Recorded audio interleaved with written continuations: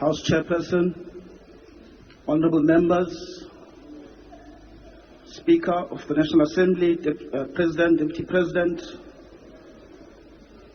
Mr. President, it is a great honor to have the opportunity to respond to your address opening the 7th Parliament. While voters did not give any party an outright majority, South Africans from all walks of life are represented and their vote matters, as political parties across the political spectrum form part of the 7th Administration's cabinet. And with no doubt, Mr. President, this brings hope to South Africans as it does to many of us here.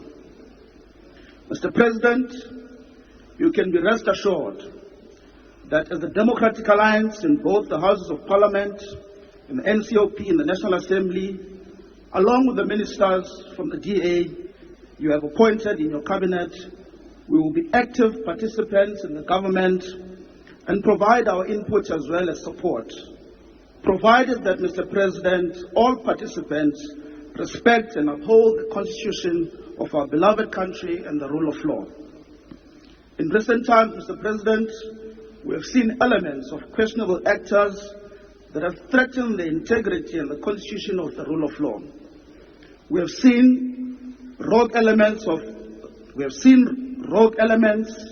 masquerading as political parties, actively campaigning against the Constitution, seeking to replace it with anarchy, chaos, and confusion, while the looting efforts in our country intensify.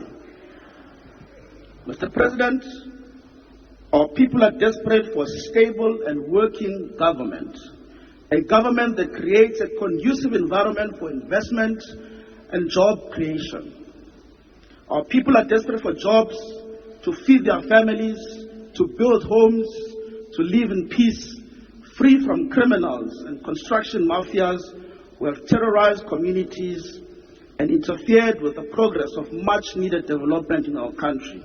And that is why we welcome, Mr. President, your intervention and your commitment yesterday to deal decisively with the construction mafias, which are a huge problem in our country. Mr. President,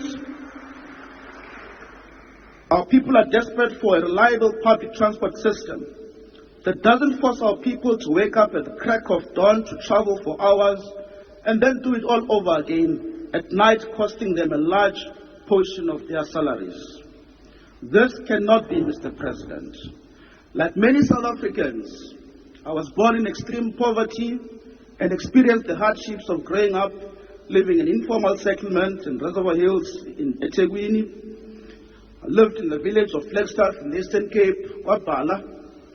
I live in the hardest townships in eThekwini, Umlazi, and Claremont.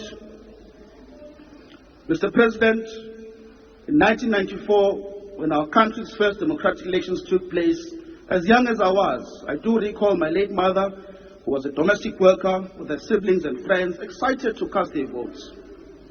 To them, it was a momentous occasion and the beginning of a new era, an era of jobs, of houses, of the introduction of electricity and running water, the building of schools and hospitals, providing free quality education for many of them. Mr. President, to date, those communities remain in informal settlements in Reservoir Hills. My village in the Eastern Cape, Kwabala, they still don't have running water. Crime is at its worst in Claremont and Umlazi, eThekwini. Mr. President, as the government of national unity, we must change that. We must do things differently. We must bring hope to all our people. It is true that progress has been made, Mr. President, in our democracy, but many continue to live without quality access to water, sanitation, and electricity. So, Mr. President, more must be done, and more will be done under the National Government of Unity. In conclusion, Mr. President, the Democratic Alliance is committed to the National Government of Unity. Ministers from the DA will work diligently in their respective departments. You would have seen, Mr. President, as you did highlight yesterday, that there was some excitement. Indeed, there is excitement. Our ministers have started working quite hard. You would have seen that. And that is why we continue to commit to what you have initiated and what we are part of. And that is why we will never be part of. Honourable Member, your time has expired. President, let us stand for South Africans. And the strength of our nation lies in our collective commitment to Honourable Member, justice, your time has expired. equality, and the rule of law.